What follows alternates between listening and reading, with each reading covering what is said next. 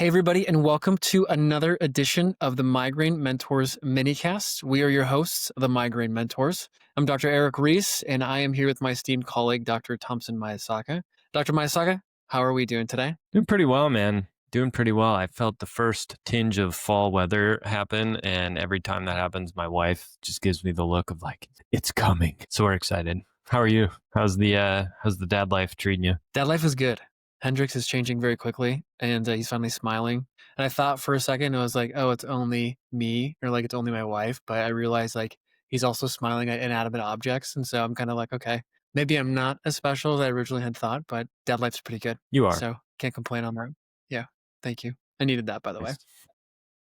Nice. For those of you listening, we're excited to talk about this week's topic. This is something that Thompson has an extensive background in. I've spent a lot of time in this as well. And it's exercise and how exercise really has a really positive and beneficial impact for migraine. But much like anything in life, too much of a good thing can be a bad thing. And so this week we wanted to kind of tease apart a bit about why exercise is so therapeutic for migraine, both in preventing and treating, and then kind of getting into the weeds a bit about like specific types of exercises that you should be engaging in if you are dealing with chronic migraine. So Thompson, why don't you maybe just break it down a bit about like why is exercise so beneficial for people in general from a brain perspective? Yeah, I mean, if we keep it in the context of the migraine framework that we've set across here, if you haven't heard it before, it's called the bucket theory.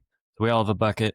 Bucket is representative of, just call it your autonomic function. So people that are chronically stressed out have a bucket that's really full or very small. And so you're trying to reduce the amount of water that drips into the bucket with a bunch of stuff we don't have to talk about right now. So essentially in that model, exercise is really good at making your bucket really big. So your autonomic system can handle a lot of stress without overflowing. And there's also a ton of research in terms of the blood flow and neuronal stability that can be created through exercise. In general, a lot of blood, a lot of oxygen tends to stabilize unstable neural tissue, which is the hallmark of migraine physiology just at its core. So by itself, just for those two things alone, improving your capacity to handle stress while simultaneously stabilizing the areas that might be failing during your attacks is really all the evidence you need right there. We could probably spend a couple hours talking about benefits beyond that, but at its core, those are the two main reasons why exercise is great. And Erik, to your point, I know we've both coached people through this frequently, is the tendency is to kind of go from 0 to 65 pretty quick. That I think is the most common pitfall, at least that I've seen. So what are some of the ways that you coach people up to start and not necessarily go too fast, too quick? When I'm coaching patients on establishing either new habits or trying something new based off of what I've seen with them clinically, I think the first thing I always have to figure out, and I've just learned this over time, is I just have to meet them with where they're at. So if you're a patient where you're struggling with migraines, but you do yoga every week, I'm like, okay, well, me telling you to do yoga every week or doing like some sort of restorative therapy is kind of wasting your time. But if you're somebody who literally doesn't exercise at all, then that might be a really good suggestion for you. And so it always comes kind of in the context of where is the patient at and where do I want to get them to go? So I think that's a really important factor. I think the other thing as well too is I've kind of just realized there's a lot of different psychologies for people around exercise, and especially in the migraine community. I mean, I've had patients who are like, listen, I can't exercise. I never have and I never will because my migraines are so bad that anytime I try exercise, it just sucks and takes me out for a week. And I'm like, gosh, that I get that, but I need you to exercise in some capacity because it's so good for your brain, just like you alluded to, right? I mean, the research is there to justify it.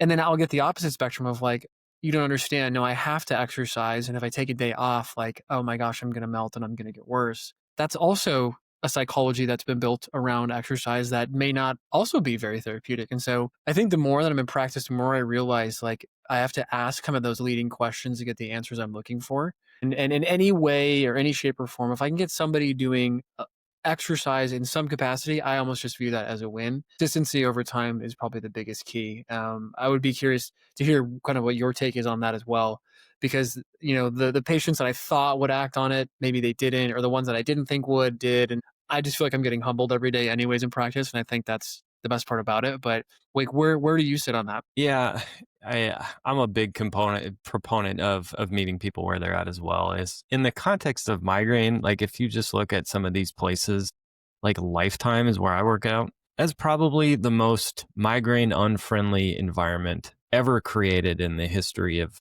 mankind. This is like as loud as the lights are everywhere and fluorescent. They're just like blasting music and people are just like wearing bright color clothing and everything. Like if you send somebody to a place like that or like a Planet Fitness where it's, bright colors and just people everywhere, like kind of setting them up to fail in a lot of ways. So just starting super small, just I think it's such power in not having like a perfect habit right away, but just like establishing the circuitry that you can build off of later. I Hmm. think is really important, even if it's just like walking.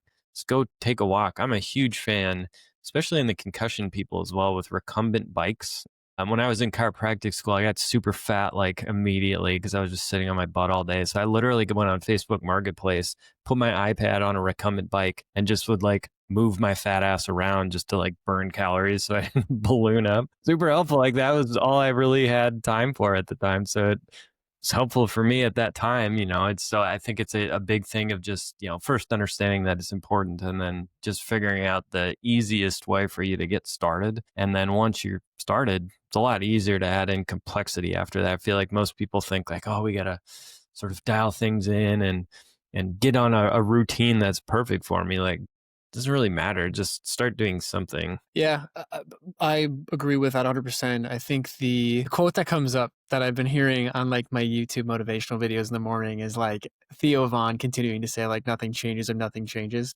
And as silly as Theo Von can be for the most part, I do love that quote and it really does hit home, right? I mean, nothing does change if you don't change anything. And I come back to this and you see this in all walks of life, in all areas where people specialize in things. It's like, I'm a brain specialist, yet drink a ton of alcohol, don't exercise, don't sleep well, but I'm going to tell you how you should live and how you should take care of your brain. And it's like, well, if you don't practice what you preach, it's really kind of just ironic, right? But like, I think the hard part with this is you can know all of these things, but if you don't implement it, you'll never get the benefits and you'll never see the rewards for it. And so, I think what I've been talking to a lot of patients about now is asking them like, what are they willing to do? And to your point, right? There are some things that maybe they will or will not be willing to do. But like, there's nothing wrong with just getting low grade cardiovascular exercise. That's one of the best ways to just get your body moving. Walking, biking, anything that you can do that's low impact and you can do for a duration of time. Literally the best thing that you can probably start off with. I'm also a massive fan of people just doing some things that are a bit restorative, maybe like more like Tai Chi or yoga or things that are just kind of going to be a little bit slower that will allow you to move at your own pace, but have a bit of like a cognitive or like an emotional component where you can have some release of that stress. Like you'd mentioned in that stress bucket, like you kind of have to have a way to get rid of that. So those are kind of my go-tos to approaches to that.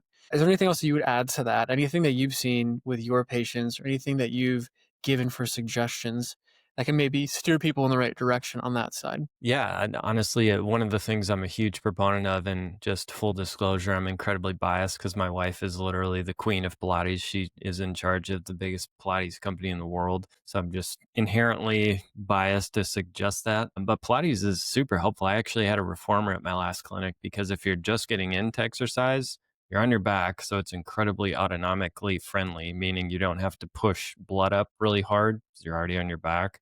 And it also has a beautiful way of reestablishing good mechanics, specifically through your shoulder blades. So, one of the things I hear a lot of when people, especially with migraine, go into exercise is anything over their head or like, raising something above, like from your waist up to your like shoulders. If you have terrible shoulder mechanics, you end up hiking your shoulders and recruiting a lot of your upper trapezius muscle, which plugs into the top of your cervical spine, which is almost universally involved with migraine in some way. So Pilates is a great way to restore that shoulder blade mechanics so you can actually work the full range of muscle in your shoulder without winding up your neck. So that's, a huge, huge part of getting into exercise is most people just kind of jump right into, the meat and potatoes of it. But there's a lot of really good work, especially if you're just starting out, is just fixing your mechanics through corrective exercise. It's like basically physical therapy type of stuff. If you're just starting out, it's kind of a great place to start, right? It's hard enough to challenge you. It's going to fix your mechanics so you can go into more advanced things later. And I think Pilates is a great way to do that. It's also very low risk to overstimulate you since you're on your back. So that's a suggestion I tend to push people to if they have that available to them. Yeah, that's a great suggestion. To be fair, I kind of wrote off Pilates because I always hear people saying it's really hard and takes a lot of core strength and stuff like that. So, a bit of a challenge to my mindset on that too. So, I definitely appreciate that. And with that said, honestly, at the end of the day, Dr. Maesaka and I can suggest all the exercises we want to, but at the end of the day, you just have to kind of find out what out works best for you, and then just go with it and do it.